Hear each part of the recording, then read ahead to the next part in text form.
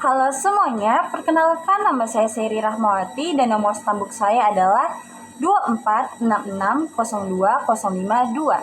Saya dari jurusan akuntansi dan mata kuliah yang saya akan bawa adalah pengantar manajemen dan bisnis. Baik, pada saat ini saya akan menjelaskan studi 5 dalam teori pengharapan dalam sistem insentif.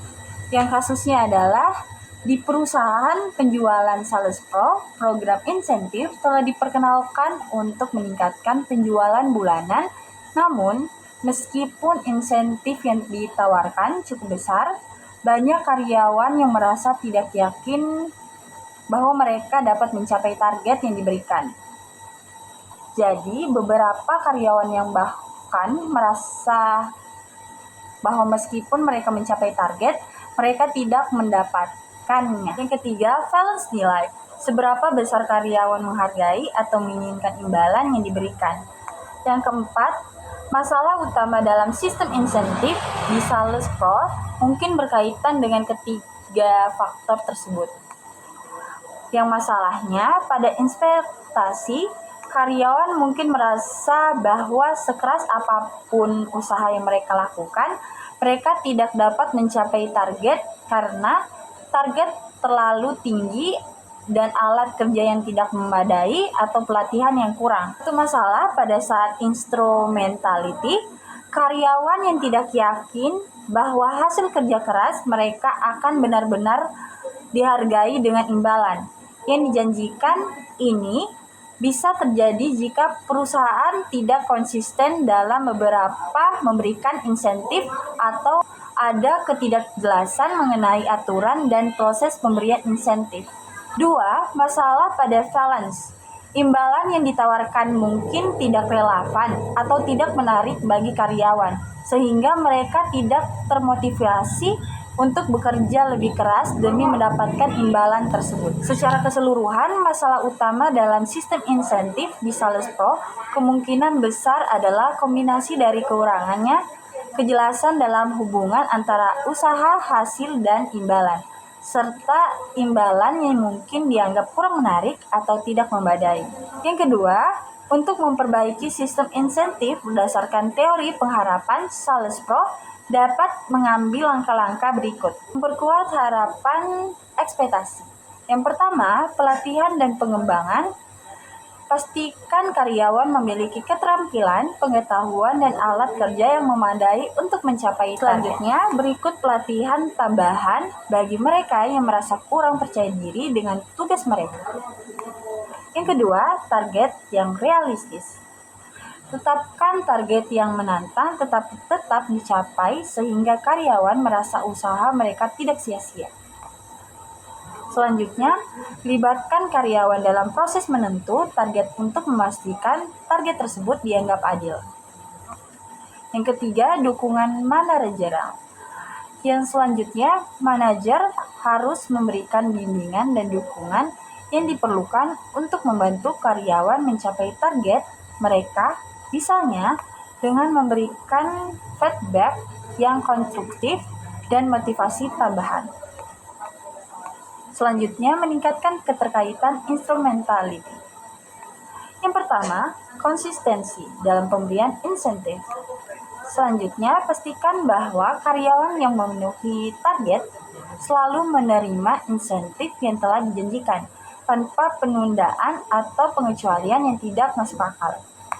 Yang kedua, keterbukaan dan transparansi.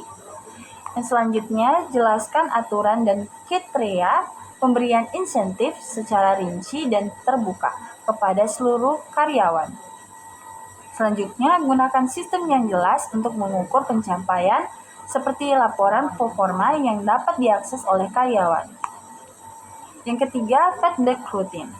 Berikan informasi kepada karyawan mengenai bagaimana kinerja mereka memengaruhi peluang mereka untuk mendapatkan insentif sehingga mereka dapat menyelesaikan usaha mereka sesuai kebutuhan. Selanjutnya, meningkatkan nilai imbalan balance. Yang pertama, personalisasi imbalan.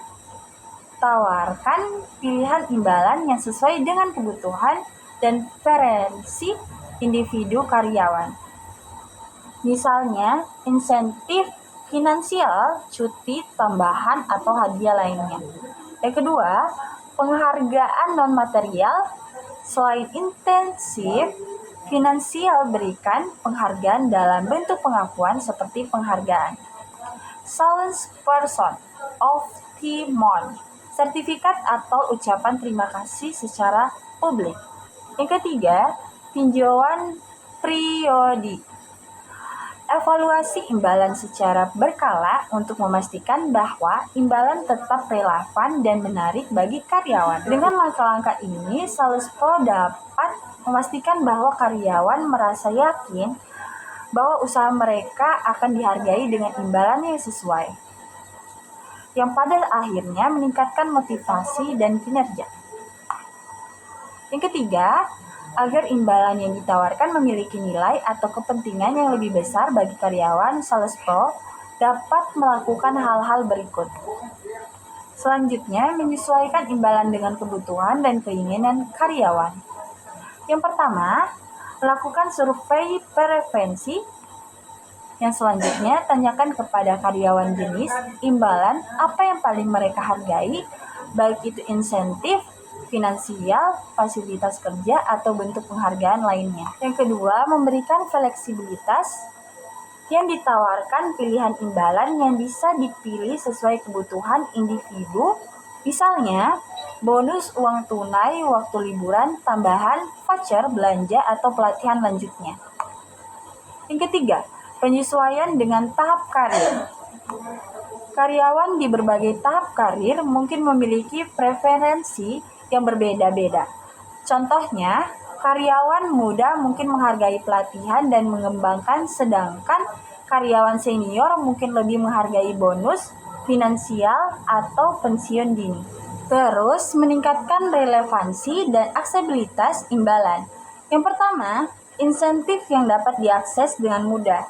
Yang selanjutnya, hindari proses pemberian imbalan yang rumit atau berbelit-belit. Pastikan karyawan bisa mendapatkan insentif mereka dengan cepat dan tanpa hambatan administratif. Yang kedua, imbalan yang memiliki dampak langsung.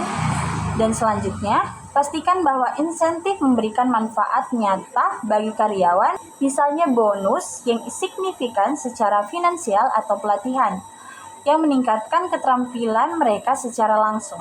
Mengaitkan imbalan dengan tujuan jangka panjang. Yang pertama, penghargaan berbasis pengembangan karir.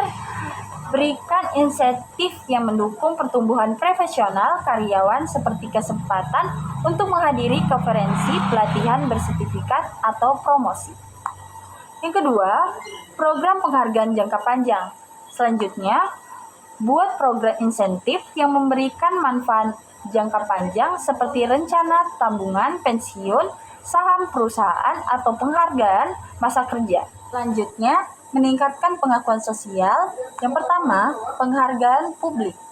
Selanjutnya, rayakan pencapaian karyawan secara terbuka di depan tim atau keseluruhan perusahaan, sehingga mereka merasa dihargai dan diakui atas kontribusi mereka.